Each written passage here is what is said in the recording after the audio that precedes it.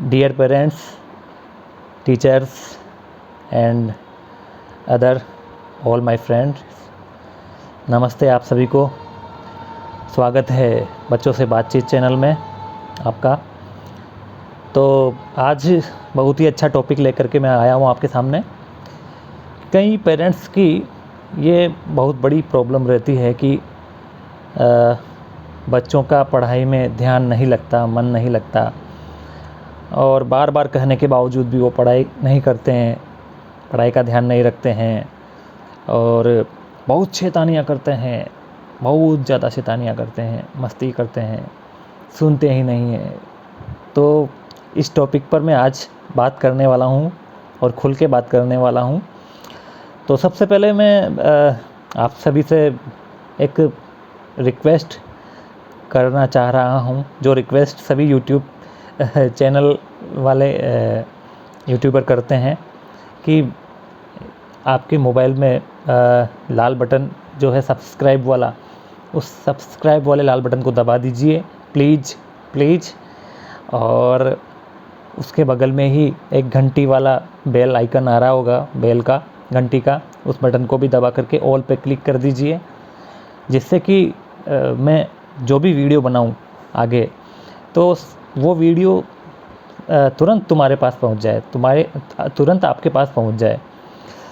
और दूसरी बात ये भी कहना चाहता हूं कि आप इस वीडियो को, बच्चों से बातचीत वाले वीडियो को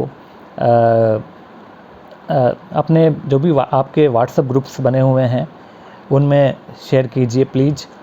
और आपको लगता है जो भी पेरेंट्स हैं आपके कांटेक्ट में जिन तक ये चैनल नहीं पहुंच पाया है, पेरेंट्स हो या टीचर्स हो, तो उनको भी ज़रूरत है, उनको भी इससे मदद मिल पाए, हेल्प मिल पाए, तो उनको भी आप व्हाट्सएप पे इसको डायरेक्ट शेयर कीजिए, जिससे कि हम अच्छे समाज का निर्माण करने में अच्छे मतलब स्वस्थ, मस्त, विकसित, डेवलप्ड एवं भाईचारे की भावना से ओतप्रोत बच्चों का, अच्छे नागरिकों का विकास करने में थोड़ा हम योगदान दें।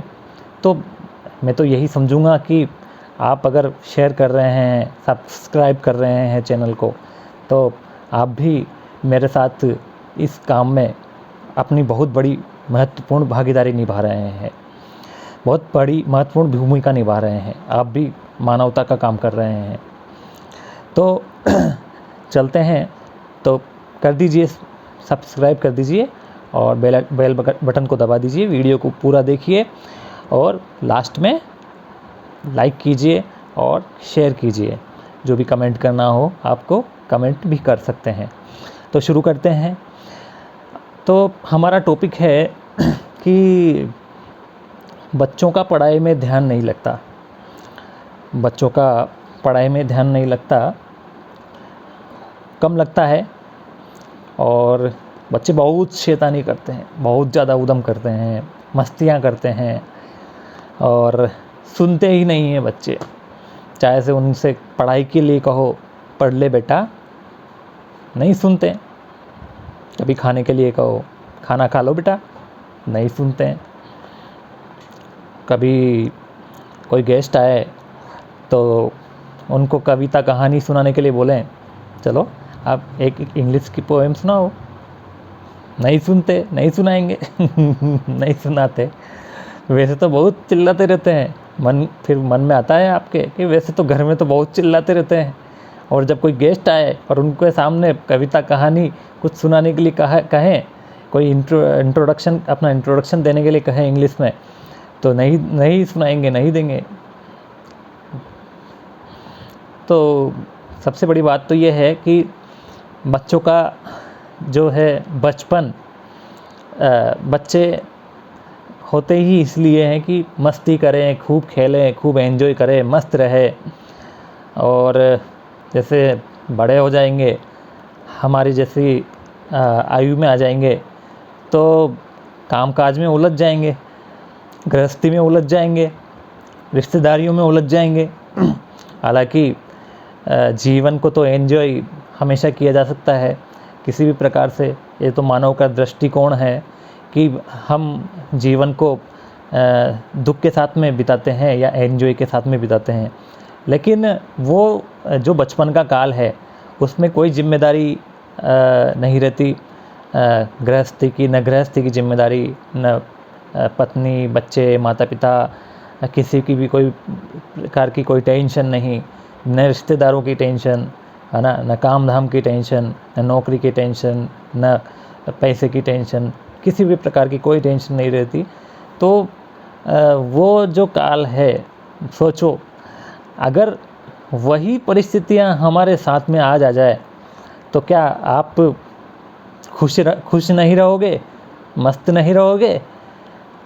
क्या आपके ऊपर से पूरी जिम्मेदारियां हटा दी जाए हमारे ऊपर से, तो क्या हम एंजॉय नहीं करेंगे, खूब मस्ती नहीं करेंगे, उछलेंगे कूदेंगे नहीं? हाँ, तो देखे है ना सभी को, लोगों को हम जैसे मान लीजिए बंदरों को देखते हैं हम, या जानवरों को देखते हैं, कई जानवरों को खूब भागे भागे फिरते हैं मस्ती से। डॉगीज़ को देखते हैं, हाँ, उछल कूद करते हैं, मस्त रहते हैं जीवन भर, है तो उनको किसी की परवाह नहीं रहती, है ना, और मस्त रहते हैं। अब बात आती है कि बच्चे बहुत ज़्यादा शैतानी करते हैं, ज़्यादा ही शैतानी करते हैं, बहुत ज़्यादा मस्ती करते हैं। तो ये बात तो थोड़ा, एक बात तो सबसे पहले तो हमें ये एक्सेप्ट करना होगा कि बचपन जो है वो उनके लिए बार बार लौट के नहीं आएगा। उनको एक मस्ती भरा जीवन, मस्ती भरा बचपन जो है, जैसे मान लीजिए घर में 2-3 भाई बहन हैं और 2-3 भाई बहन खूब खेल रहे हैं, भागे भागे फिर रहे हैं, लड़ भी रहे हैं, है ना, लड़ भी रहे हैं, लड़ना भी खेलते हैं बच्चे, है ना आदत है। तो वो खेल रहे हैं, चिल्लाएंगे कूदेंगे, हाँ, तो थोड़ा बहुत तो हमें स्वीकार करना होगा बच्चों को कि हाँ, कि बच्चे होते ही, बच्चों की नेचर है कि वो खेलेंगे कूदेंगे और मस्तियाँ करेंगे, जिससे कि उनका शरीर का जो डेवलपमेंट है वो अच्छे तरीके से हो सके। बच्चे खेलेंगे कूदेंगे नहीं तो उनके शरीर का रोटेशन जो है वो बनेगा नहीं। जब भी तो देखते हैं ना हम कि हम अगर चलेंगे, कहीं दूर लंबी पैदल यात्रा करनी हो, बच्चे हमारे साथ हो, तो बच्चे थकते नहीं हैं और हम थक जाते हैं, सांस भर जाती है। क्यों भर जाती है, क्यों थक जाते हैं?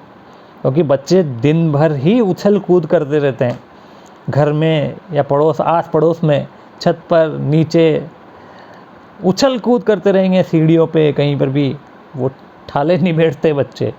तो उनका जो स्टेमिना है, उनके जो फेफड़ों की शक्ति है, मजबूती है, फेफड़ों की पावर, वो स्ट्रॉन्ग बनी रहती है। जबकि वो कोई एक्सरसाइज नहीं करते हैं, न जिम जाते हैं, और उन्हें जाने की ज़रूरत भी नहीं है जिम। बच्चों को खेल कूद ही इतना कर लेते हैं वो, और पता नहीं कौन कौन से खेल खेलते हैं। कई काल्पनिक खेल खेलते हैं, मम्मी पापा बन जाएंगे, या कई बार डॉक्टर बन जाएंगे, है ना, कई बार लड़ाई खेलते हैं, थोड़ा डिशुम खेलते हैं। तो ये तो बच्चों का स्वभाव है। हमें बच्चों को इन मामलों में रोकना मतलब गलत ही होगा, क्योंकि हम उनको रोकेंगे तो हम उनके डेवलपमेंट को रोकेंगे। और दूसरी बात ये है कि कई बार हम लोग बच्चों को डरा करके, धमका करके और चुपचाप बिठा देते हैं। हमें गुस्सा आता है, यार ये बहुत चिड़चिड़ाहट पैदा कर रहा है, बच्चे बहुत चिड़चिड़ाहट पैदा कर रहे हैं, चुपचाप बैठ जाओ, तो बैठा देते हैं एक तरफ हम, और 1-2 लगा भी देते हैं, चिपका देते हैं, 1-2 थप्पड़ लगा देते हैं या घूसा लगा देते हैं, तो चुपचाप बच्चे डर के चुपचाप बैठ जाते हैं। तो ये जो डर उनमें जो बैठ जाता है, वो डर कहीं ना कहीं उनकी जो अभिव्यक्ति है, किसी भी प्रकार की अभिव्यक्ति, चाहे शारीरिक अभिव्यक्ति हो, चाहे शाब्दिक अभिव्यक्ति हो, मुंह से बोलने जाने वाली, चाहे मौखिक अभिव्यक्ति हो, उस अभिव्यक्ति पर ताला लगाने का काम करता है। वो बच्चा बोलेगा ही नहीं। आप बुलाओ, गेस्ट आएंगे, बोलो बेटा बोलो कविता बोलो, कविता सुनाओ बेटा, आप तो अच्छी कविता सुनाते हो। आप उस टाइम बहुत प्यार से बोलोगे उससे, कितना ही प्यार से बोलोगे, लेकिन वो सुनाएगा ही नहीं, क्योंकि वो ताला लग चुका है। अब वो ताला खुल भी सकता है वापस से, कैसे खुलेगा? वापस से बच्चों को वैसा ही माहौल, खुशनुमा माहौल दिया जाए, जिससे बच्चे मस्त रहें, खेलते कूदते रहें, किसी की परवाह नहीं करें, और चाहे कोई भी आ जाए सबके सामने अच्छे से हाजिर जवाब भी हो, अच्छे से बोलने वाले हो, अभिव्यक्ति करने वाले हो, तो सब तरीके से बोलेंगे। और शैतानी का जो मामला है बच्चों का, तो मैं एक आइडिया देना चाहता हूँ आपको कि बच्चे आपकी बात सुनते नहीं हैं, शैतानी बहुत मचाते हैं। तो बच्चे कैसे आपकी बातें सुने, कैसे शैतानी कम करें? और जाहिर सी बात है कि आपकी बात सुनेंगे तो फिर पढ़ेंगे भी सही, है ना? पढ़ने में भी मन लगेगा फिर उनका, जाहिर सी बात है सुनेंगे, समझेंगे आपकी बात, मानेंगे तो इसके लिए मैं बहुत ही शानदार तरीके हैं मेरे पास। 2 तरीके हैं कि जिनसे आप बच्चों, 2 नहीं 3 मान लो उनको तरीक़ों को, जिनसे बच्चे आपकी बात 100% सुनेंगे। ये मेरा दावा है और ये मेरी गारंटी है कि सबसे फर्स्ट चीज़ है कि बच्चे जो भी पूछें आपसे, छोटी सी बात पूछे या बड़ी बात पूछे, किसी भी प्रकार की कोई भी बात पूछे आपसे, कोई भी बात करें, हर बात का उनको जवाब दो, उनसे बात करो, उनसे संवाद कायम करो, और उस बात में उनको और नॉलेज दो। जो भी बात पूछे बच्चे, किसी भी प्रकार की क्यूरियोसिटी दिमाग में आए, क्योंकि बच्चे तो स्वाभाविक है, नए यहाँ संसार में आए हैं, तो उनके दिमाग में तो 17 बातें घूमती चारों तरफ की चीज़ों के प्रति, कि ये सूरज ऊपर कैसे अटक रहा है, हाँ, ये चंद्रमा तो इतनी गर्मी नहीं देता, सूरज तो बहुत गर्मी देता है। बहुत सारी बातें हैं ऐसी, यही एक बात नहीं है, तो केवल एकमात्र उदाहरण है। घर में भी बहुत सारी चीज़ें हैं, बहुत सारी बातें हैं जिनके बारे में बच्चे पूछते हैं, तो उनका जवाब दो, उनको रिप्लाई करें, उनको मतलब उचित उत्तर देने की कोशिश करें। हो सकता है वह उत्तर आपको भी नहीं आए, मेरे को भी नहीं आए, कई बार मेरे को भी नहीं आता, तो मैं कहता हूँ बेटा अभी तो मेरे को ये बात मेरे को भी पता नहीं है, मैं भी किसी से पूछ के आपको बताऊँगा। तो उनको संतुष्ट करें, बच्चों को, वो आपकी बात से संतुष्ट हों, इस प्रकार से उनसे बातचीत करें। तो इस प्रकार से बातचीत करेंगे तो बच्चों में आपके प्रति विश्वास डेवलप होगा एक प्रकार का, कि देखो हमारे पेरेंट्स, हमारे टीचर्स, हमारे से जो बड़े हैं लोग हैं, वो हमारी बात को प्यार से सुनते हैं, विश्वास से सुनते हैं, यानी हमें तवज्जो देते हैं, तो हमें भी उनको तवज्जो देना चाहिए। सबसे नंबर 1 बहुत स्ट्रॉन्ग फार्मूला है ये। बच्चों के साथ में बातचीत करेंगे, उनसे रिलेशंस काफ़ी स्ट्रॉन्ग होंगे। हम ही देख लो ना, बड़ों को ही, अगर मान लीजिए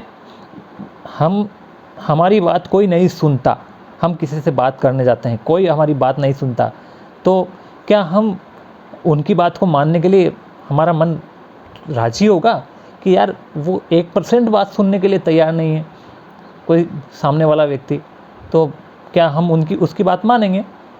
जाहिर सी बात है, ऊपर से मान सकते हैं लेकिन अंदर से तो हम नहीं मानेंगे। तो ये सबसे पहला और बहुत स्ट्रॉन्ग फार्मूला है। सेकंड नंबर का जो फार्मूला है, बच्चों के साथ में अपने अनुभव शेयर करना, अपने अनुभवों को शेयर करना, जो भी हो, छोटे हो चाहे बड़े हो, वो अनुभव जैसे हम अपने दोस्तों के साथ में शेयर करते हैं, वैसे ही बच्चों को टाइम देना। बच्चे बहुत ज़रूरी है हमारे जीवन में, बच्चों को ज़रूरी समझना। अगर हम बच्चों को ज़रूरी समझते हैं तो बच्चों को टाइम देना ज़रूरी है। तो अनुभव जो है हमारे, मान लीजिए आज मैं बाज़ार गया, आज हम बाज़ार गए और बाज़ार में कुछ घटना हमने देखी, तो हम बच्चों को आकर के बड़ों को भी बताते हैं, हमारे दोस्तों को बताते हैं घटनाएँ, तो वो घटनाएँ बताओ, जिससे बच्चों को आनंद आता है अनुभव सुनने में। और आज तो मैं ना वहाँ पर बाज़ार में गया और एक ठेले पर, पतासे वाले के ठेले पर इतनी भीड़ लग रही थी कि वो परेशान हो गया बहुत भयंकर, और उसने ना पतासे सब लोगों की लाइन लगवा दी और एकदम से क्या हुआ, वहाँ पर एक बंदर आ गया, और बंदर आते ही और वो सब लोग बाग इधर उधर भागने लगे, तीतर बितर हो गए बहुत मज़ा आया मेरे को वहाँ पर बहुत। तो इस प्रकार से एक संवाद कायम करने का तरीका, बच्चों को आनंद आए आपकी बातों में। और अनुभव, हम लोग अनुभव जो है हम सुनाते हैं बच्चों को, वो काल्पनिक अनुभव भी सुना सकते हैं। ज़रूरी नहीं कि सच्चे अनुभव ही सुनाएं हम, काल्पनिक यानी हमारे द्वारा बनाए गए अनुभव भी सुना सकते हैं। लेकिन सबसे बड़ी बात यह है कि उन बच्चों को ये नहीं लगे कि ये झूठ बोल रहे हैं। बच्चों को ऐसा कदापि नहीं लगना चाहिए कि ये झूठ बोल रहे हैं, मम्मी पापा या टीचर्स झूठ बोल रहे हैं। इससे बढ़िया तो ये है कि आप जो भी आपके साथ में आप अच्छा या बुरा जैसा भी अनुभव घटित होता है वो सुनाओ बच्चों को। अब अगर आप बना करके नहीं सुना सकते कोई ऐसा अनुभव, तो जो भी अच्छा बुरा जो वास्तविक घटना आपके साथ घटी है, आपने देखा है, प्रत्यक्ष कोई घटना देखी है, बाज़ार में या मोहल्ले में या कहीं दूसरी जगह गए आप, मान लीजिए दूसरे शहर में जा कर के आए हो आप, तो बस में ही कोई घटना घटी, ट्रेन में कोई घटना घटी, है ना, कोई मज़ेदार घटना घटी, तो उसको बच्चों के साथ शेयर कीजिए। और फिर बच्चे भी अपना अनुभव आपको उससे जुड़ता हुआ अनुभव सुनाने की कोशिश करेंगे।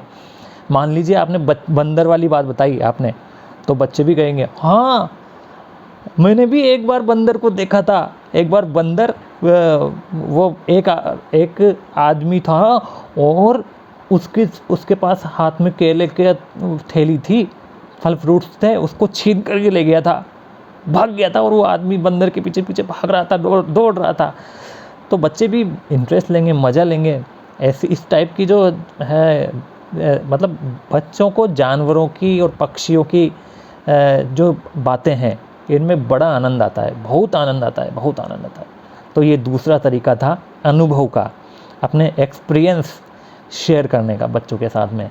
इससे क्या है कि बच्चों के साथ टाइम बिताना बहुत अच्छा लगता है कि इससे बच्चों की रेपो बनती है। वही फर्स्ट वाली बात से जो बात सिद्ध की थी मैंने, वही बात सेकंड वाली बात से भी होगी कि बच्चों में आपके प्रति विश्वास और प्रगाढ़ होता जाएगा, हमारे प्रति, बड़ों के प्रति, और बच्चे धीरे धीरे हमारी बात मानने लगेंगे कि नहीं देखो हम ये भी हमारी बात को सुनते हैं।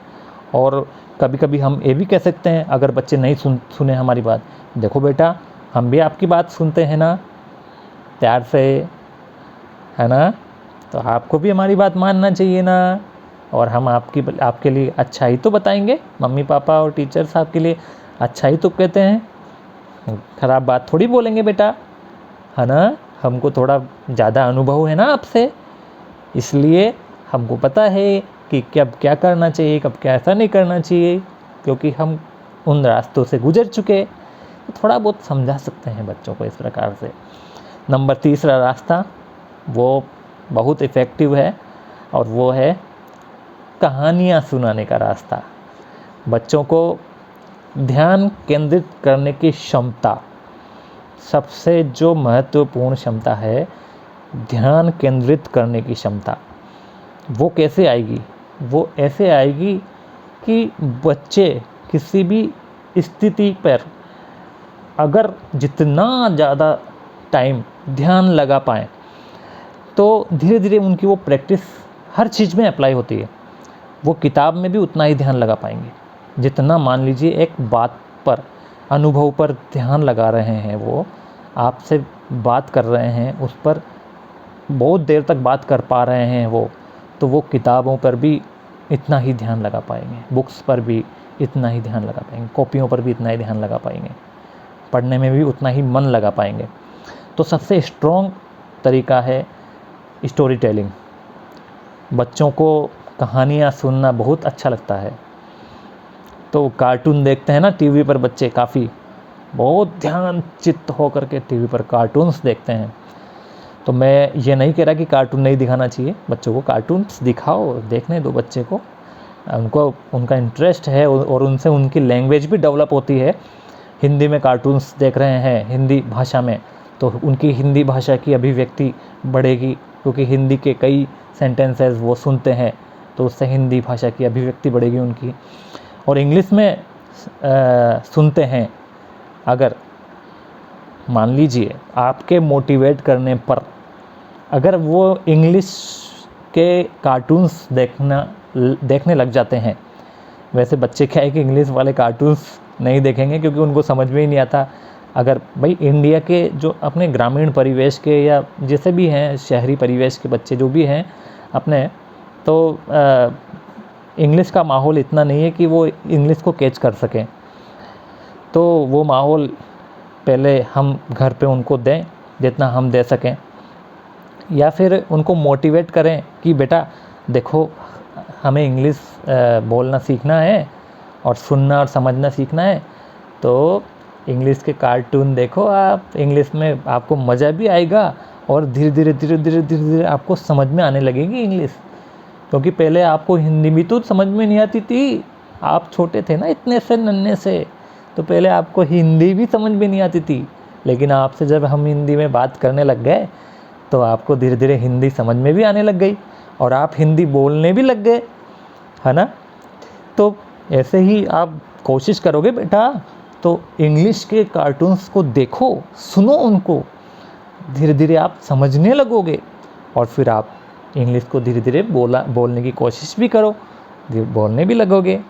तो मोटिवेट करने पर अगर बच्चा इंग्लिश के कार्टून्स भी देखता है तो बहुत ही अच्छी बात है।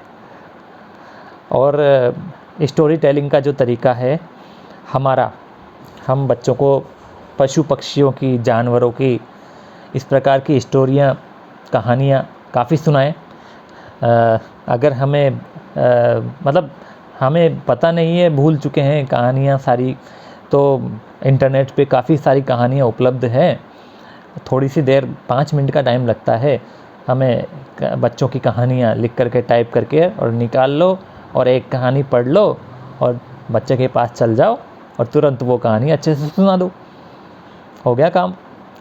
फिर बच्चा बोलेगा अब पापा मैं भी सुनाऊंगा एक कहानी, मम्मी मैं भी सुनाऊंगी एक कहानी, तो उससे उसकी कहानी भी सुनो।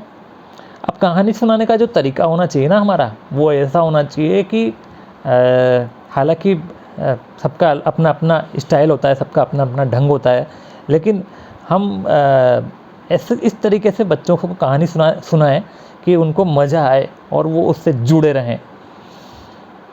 जैसे मान लो छोटे बच्चे हैं, ज़्यादा ही 3, 4, 5 साल के बच्चे हैं, है ना, तो उनको शुरुआत में जब कहानी सुनाना शुरू कर रहे हैं हम लोग, तो छोटी छोटी कहानियाँ सुना सकते हैं, 5-7 लाइन की कहानियाँ, 10 लाइन की कहानियाँ, है ना। तो जैसे शेर और चूहे वाली कहानी है, वो तो सर्व प्रसिद्ध कहानी है, सर्व फेमस कहानी है और बच्चों ने हो सकता है वो सुन भी ली हो, तो आप थोड़ा अलग ढंग से भी सुना सकते हो उसको, उसमें अलग तरीके का ट्विस्ट भी ला सकते हो उसमें, तो बच्चे को और आनंद आएगा। जैसे एक बार एक बहुत बड़ा जंगल था बेटा, बहुत बड़ा जंगल। जंगल जानते हो जंगल क्या होता है? जंगल वो होता है जहाँ बहुत सारे पेड़ होते हैं, पेड़ ही पेड़ होते हैं, पहाड़ियाँ ही पहाड़ियाँ होती है और कुछ भी नहीं होते हैं, पत्थर, पहाड़, पेड़ यही रहते हैं, मकान वकान नहीं होते हैं, खाली पड़ा रहता है बहुत बड़ा क्षेत्र, और उसमें जानवर घूमते हैं, जानवरों की रहने की जगह होती है, एनिमल्स की रहने की जगह होती है, पक्षी रहते हैं, बहुत सारे पक्षी रहते हैं, सब तरीके के पक्षी रहते हैं। तो और वहाँ पर एक बार एक शेर था। आपने शेर को देखा है क्या? तो बच्चा बोलेगा हाँ हाँ पापा मैंने देखा था शेर। कहाँ देखा था पापा? वो टीवी में कार्टून में आया था। अरे वेरी गुड। तो कैसा होता है शेर? उसके ना यहाँ पर धारियाँ, यहाँ पर लाइनें होती है बहुत सारी उसके बॉडी पर, उसके शरीर पर। हो सकता है वो चीते को ही शेर समझ रहा हो, टाइगर को, तो कोई बात नहीं, उसको सुनना है। उसको सुन करके, बेटा वो तो टाइगर था, चीता था। शेर वो होता है जिसके बड़े बड़े बाल होते हैं यहाँ पर सिर पर, है ना, और वो शेर दहाड़ता है बहुत तेज, ऐसे दहाड़ता है। आप भी दहाड़ के बताओ एक बार, तो बच्चे भी दहाड़ के दिखाएंगे एक बार। चलो अब मैं डराता हूँ आपको, आओ ना, सबसे पहले मैं शेर बनता हूँ और आप चूहे बनो, है ना, आप सब चूहे बन जाओ, मैं शेर बनता हूँ, तो आप अपन शेर बन करके डराएंगे बच्चों को, बच्चे भागेंगे इधर उधर, मज़ा आएगा उनको, और वो आपको छेड़खानी करेंगे और आप डराओगे उनको। फिर बच्चे बोलेंगे अब नहीं, अब मैं शेर बनूंगा, अब फिर अब वो शेर बनेगा और हम भागेंगे, मज़ा आएगा।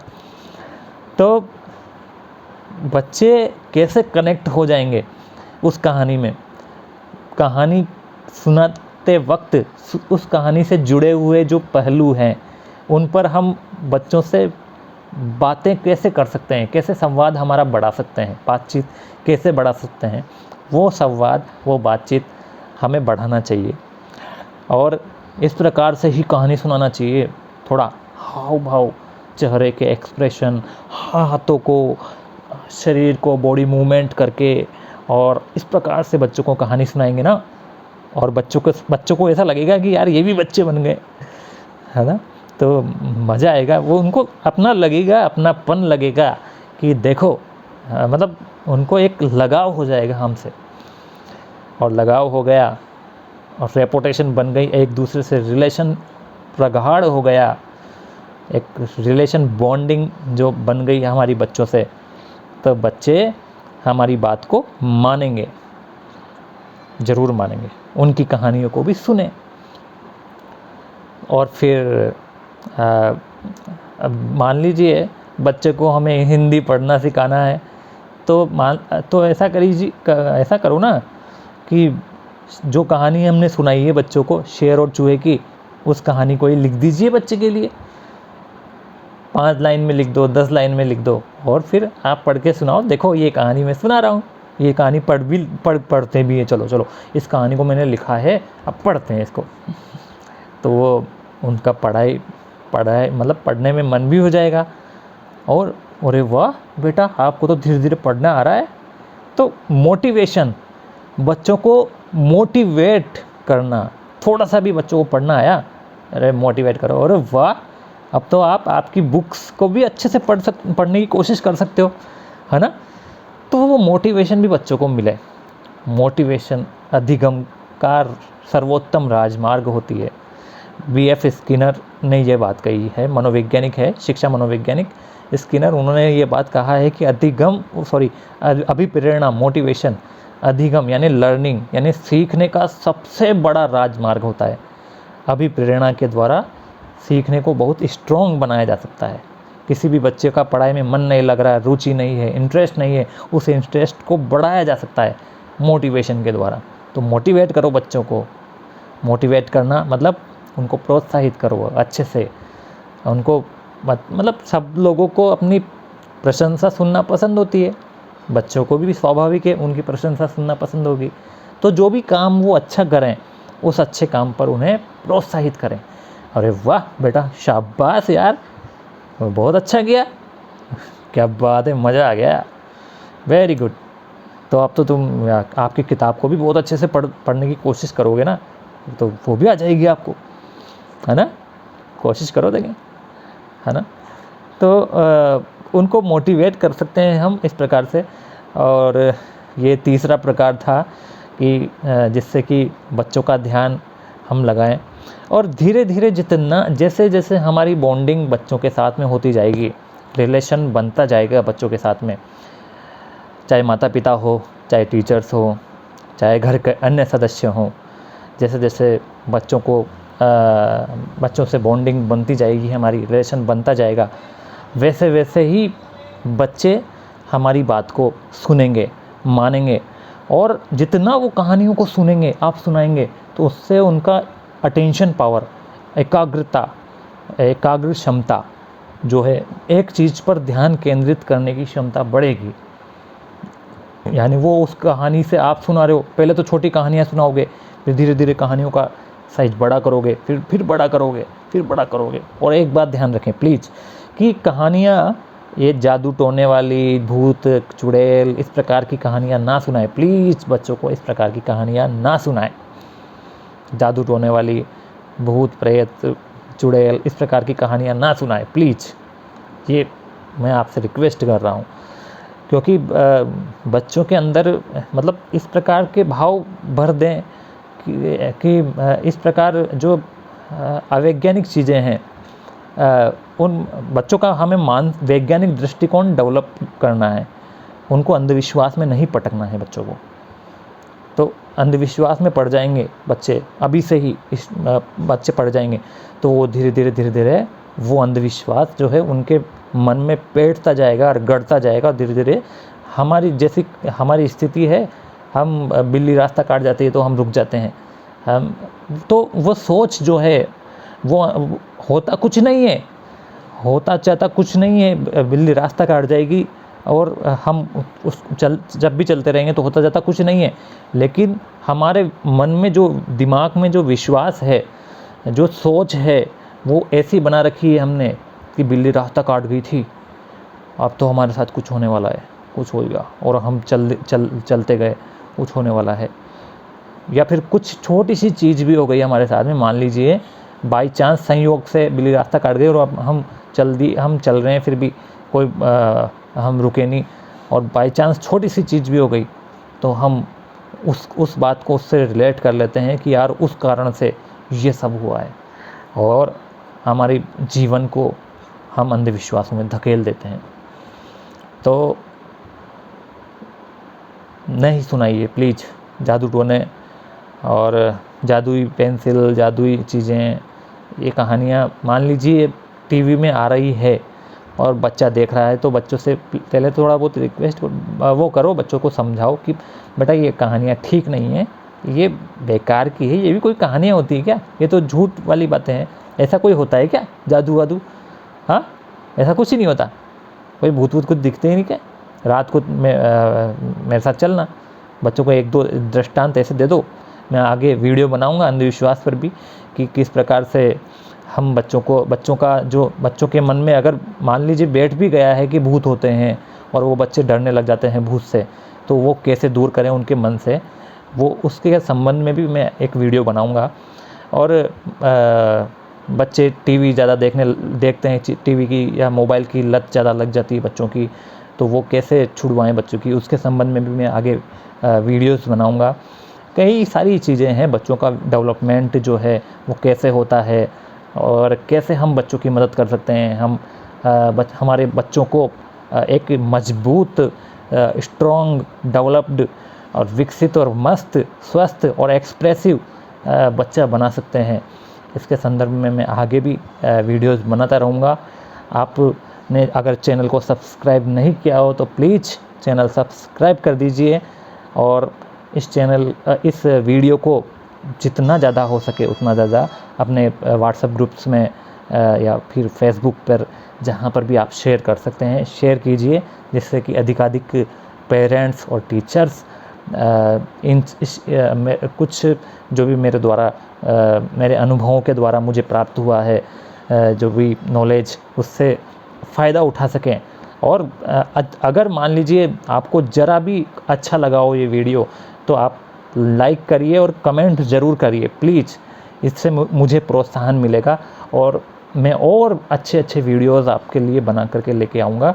इसमें मेरा कोई स्वार्थ नहीं है, प्लीज़, मैं एक मानवता के लिए ये सब चीज़ें कर रहा हूँ, ये मेरा कोई स्वार्थ नहीं है। मैं नहीं चाहता, मैं इस स्वार्थ से नहीं कर रहा है कि यूट्यूब मेरे को पैसा देगा, यूट्यूब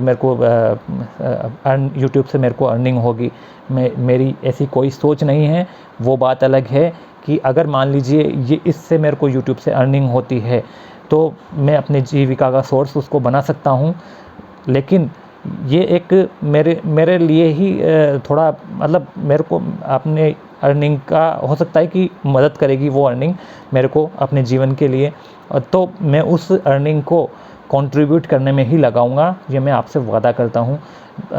अगर मैं थोड़ा भी मतलब सक्सेस हुआ तो मैं उसको बच्चों के लिए और समाज के लिए कंट्रीब्यूट करने के लिए ही लगाऊंगा।